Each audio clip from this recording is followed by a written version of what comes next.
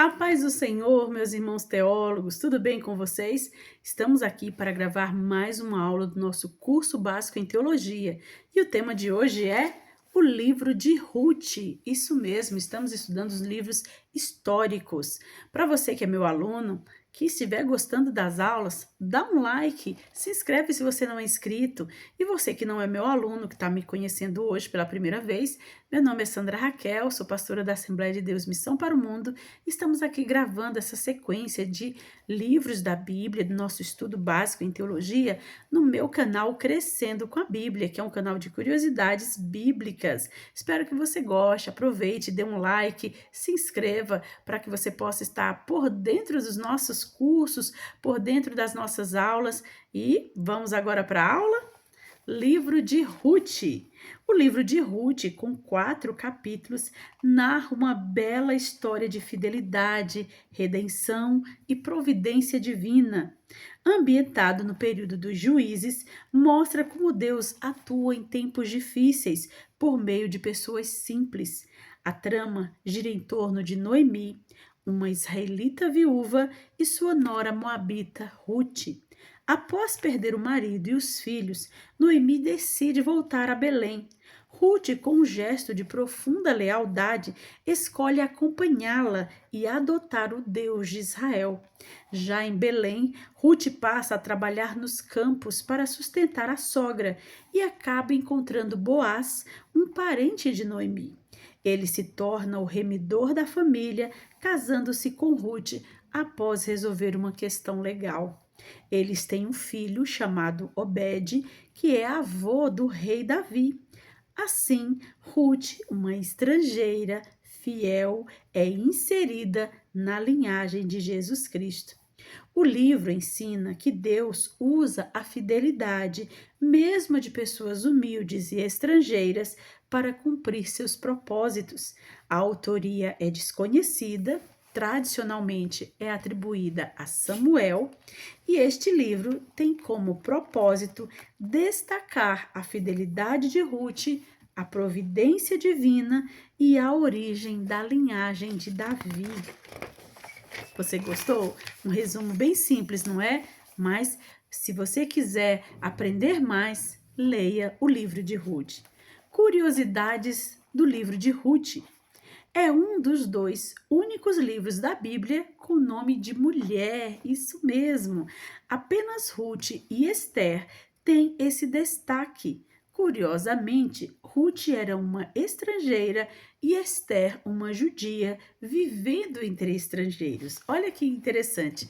Ruth era estrangeira vivendo com os israelitas.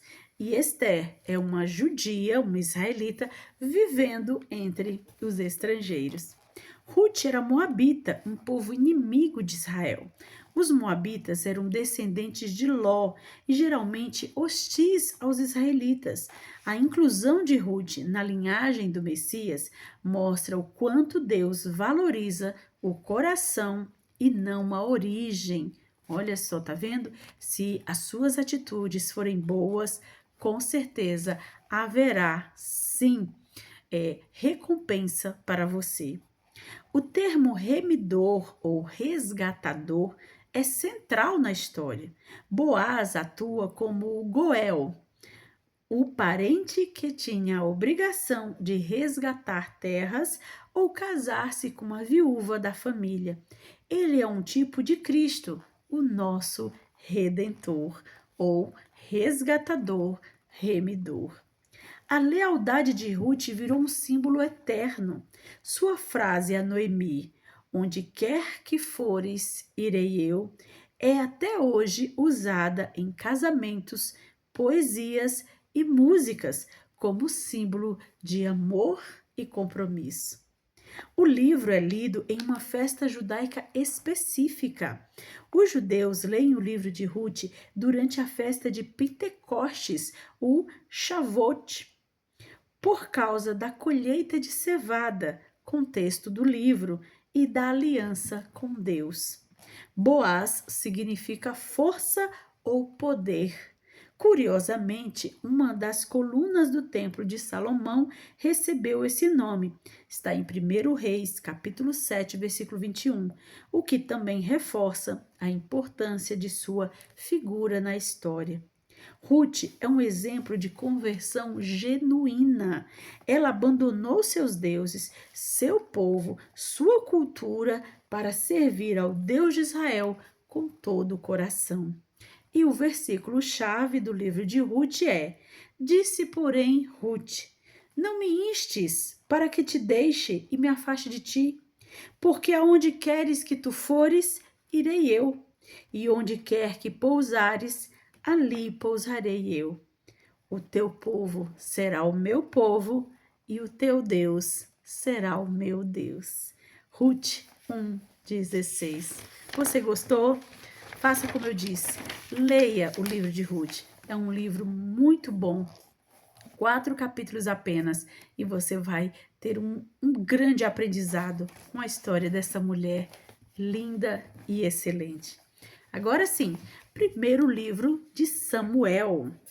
O livro de 1 Samuel começa com o relato do nascimento de Samuel, um menino dedicado por sua mãe Ana ao serviço de Deus no templo.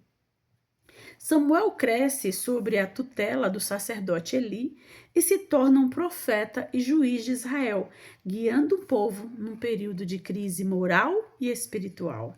Durante o ministério de Samuel, Israel enfrenta ameaças dos filisteus, que chegam a capturar a Arca da Aliança. Após um tempo de opressão e sofrimento, o povo exige um rei para governá-los, como as outras nações. Apesar do livro de Samuel Apesar do aviso de Samuel de que isso traria consequências, Deus orienta Samuel a ungir Saul, um jovem da tribo de Benjamim, como o primeiro rei de Israel. Saul tem um início promissor, liderando vitórias contra os inimigos, mas logo demonstra falta de obediência a Deus, desobedecendo ordens específicas e agindo por impulsos próprios.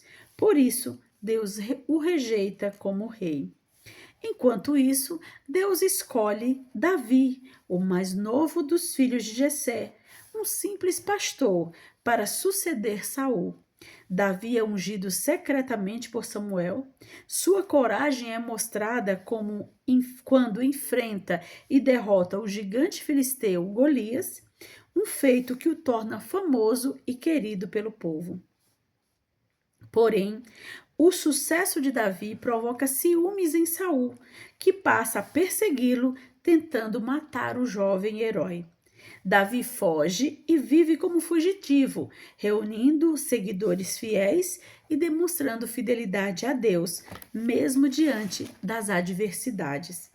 O livro termina com a batalha dos israelitas contra os filisteus no Monte Gilboa, onde Saul e os seus filhos morrem. Assim encerra-se a era de Saul e abre-se o caminho para Davi assumir o trono de Israel, consolidando a monarquia.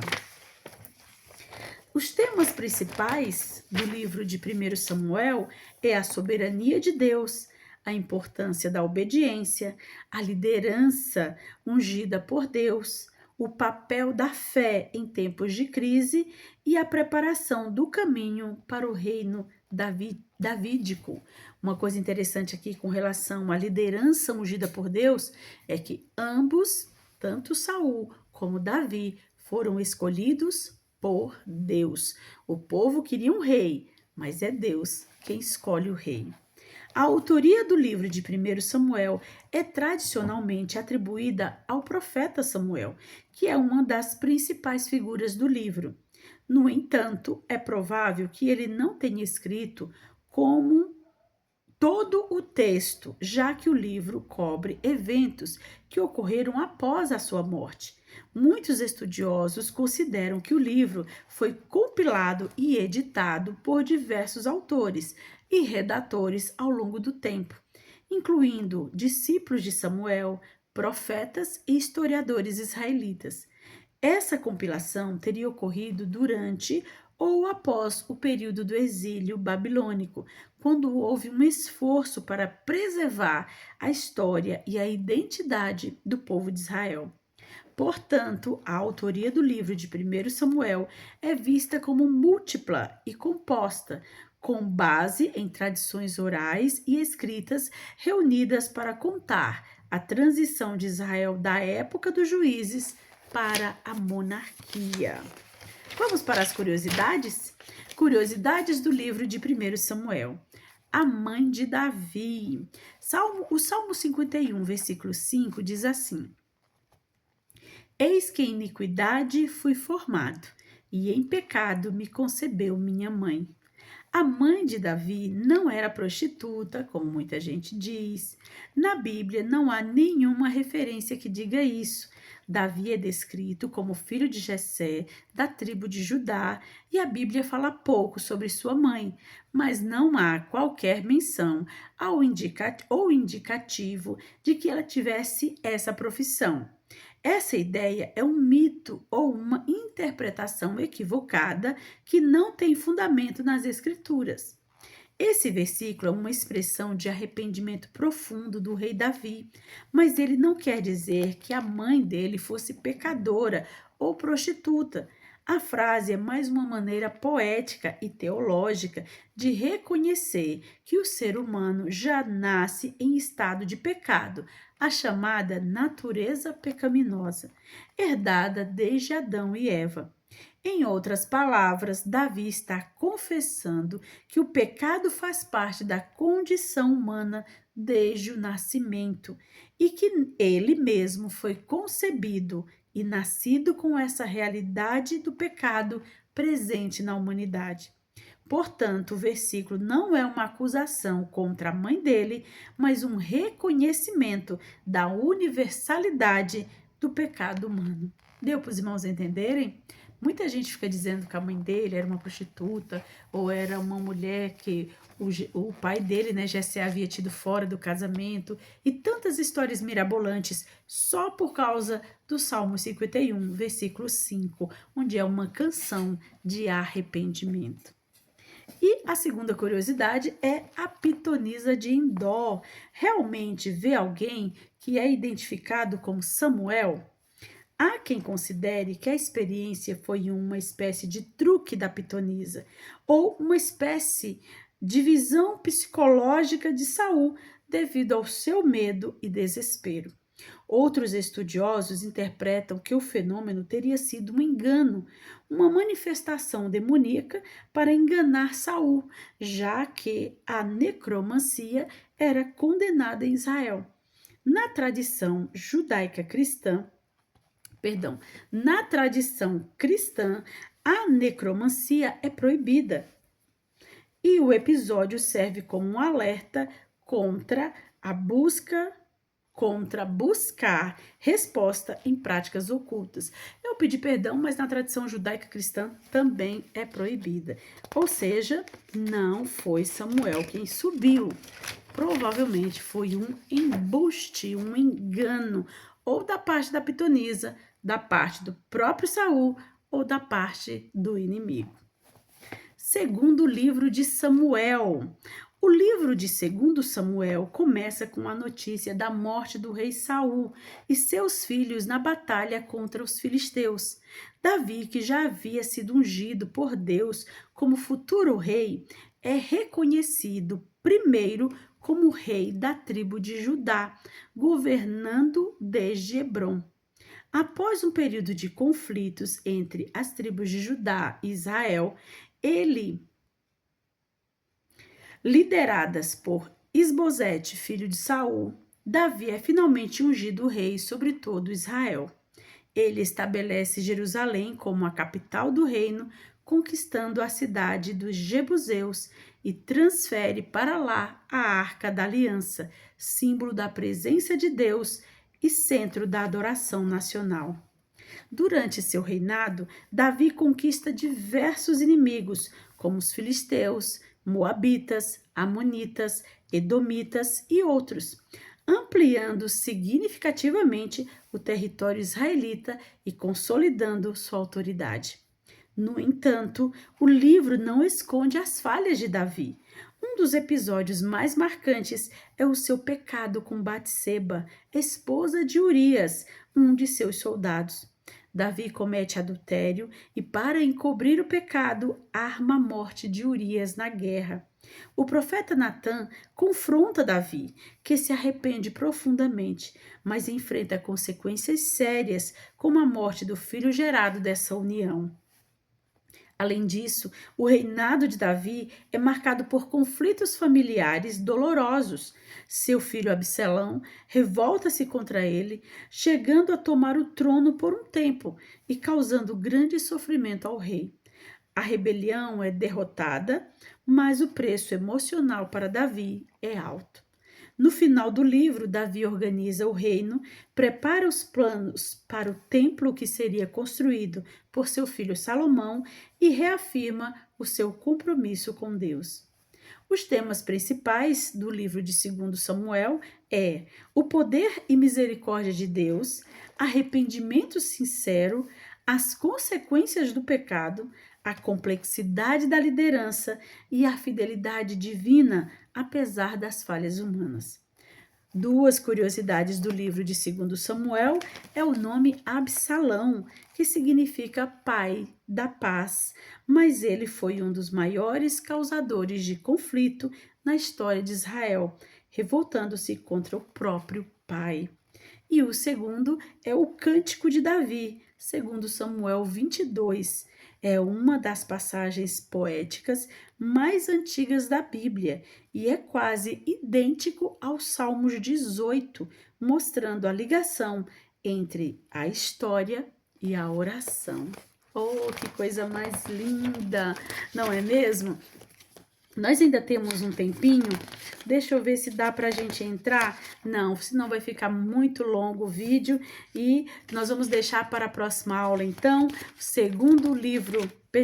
primeiro livro dos reis e as suas curiosidades e o segundo livro dos reis também com as suas curiosidades. E as curiosidades desses dois livros são bem longas, então por isso que a gente vai acabar, se eu for ler para vocês, vai acabar extrapolando o nosso tempo.